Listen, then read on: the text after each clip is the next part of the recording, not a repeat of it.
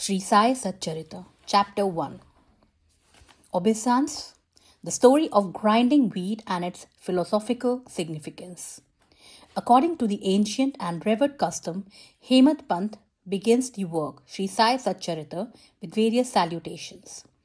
First, he makes obeisance to the god Ganesh to remove all obstacles and make the work a success, and says that Shri Sai is God Ganesh himself. Then to Goddess Saraswati to inspire him to write the work, and says that Sri Sai is one with this goddess and that he is himself singing his own life. Then to the gods Brahma, Vishnu, and Shankar, the creating, preserving, and destroying deities respectively, and says that Sainath is one with them and he, the great teacher, will carry us across the river of worldly existence. Then to his tutelary deity Narayan Adinath, who manifested himself in Konkan, the land reclaimed by Parshurama, Ram in the Hindi version, from the sea, and to the Adi, original Purush of the family. Then to Bharadwaj Muni, into whose Gotra, clan, he was born, and also to various rishis, Yajna Valkya, Bhrugu, Parashar, Narad, Vedvyas, Sanak, Sanandan, Sanat Kumar, Shuka, Shaunak, Vishwamitra, Vasishtha, Valmiki, Vamdev, Jaimini, Vaishampayan, Navyogendra, etc., and also modern saints such as Nivruti, Gyandev, Sopan, Muktabai, Janardhan, Eknath, Namdev, Tukaram, Kanha, and Narhari, etc.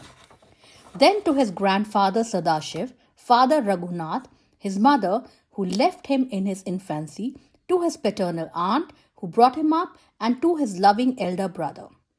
Then to the readers, and praise to them to give their whole and undivided attention to his work.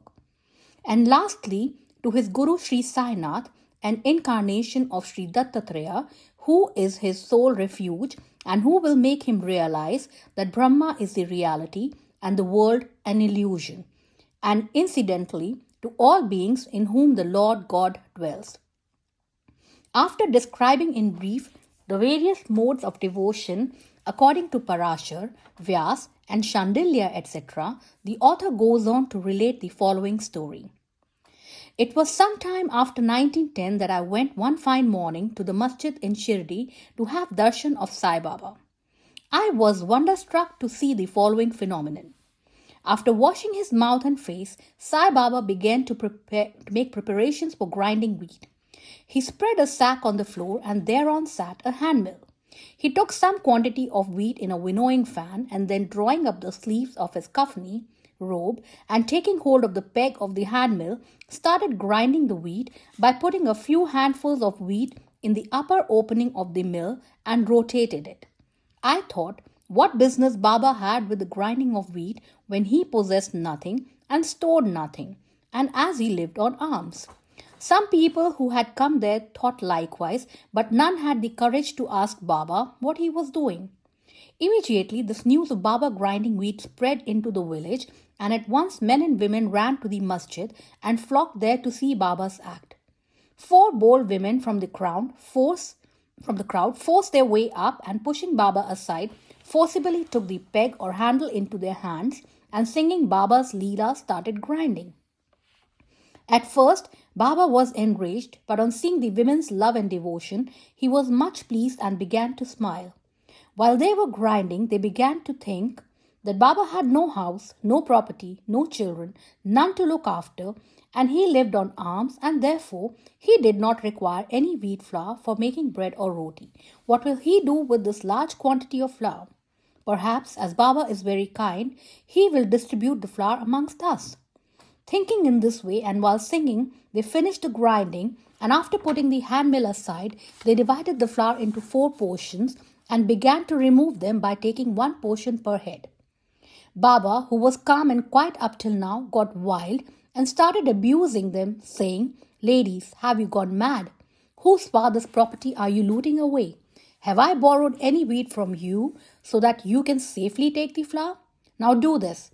Take the flour and throw it on the village borders." On hearing this, the women felt abashed, and whispering amongst themselves, went to the outskirts of the village and spread the flour as directed by Baba. I asked the Shirdi people, what was this that Baba did? They replied, as cholera epidemic was spreading in the village, this was Baba's remedy for the same. It was not wheat that was ground, but cholera itself was ground to pieces and pushed out of the village. From this time onward, the cholera epidemic subsided and the people of the village were happy. I was much pleased to know all this, but at the same time my curiosity was also aroused. I began to ask myself, what earthly connection was there between wheat flour and cholera? What was the causal relation between the two, and how to reconcile them? The incident seems to be inexplicable. I should write something on this and sing to my heart's content Baba's sweet Leelas. Thinking in this way about this Leela, my heart was filled with joy, and I was thus inspired to write Baba's life, the Sai Satcharitra. And as we know, with Baba's grace and blessings, this work was successfully accomplished. Philosophical significance of grinding. Apart from the meaning which the people of Shirdi put on this incident of grinding wheat, there is, we think, a philosophical significance too.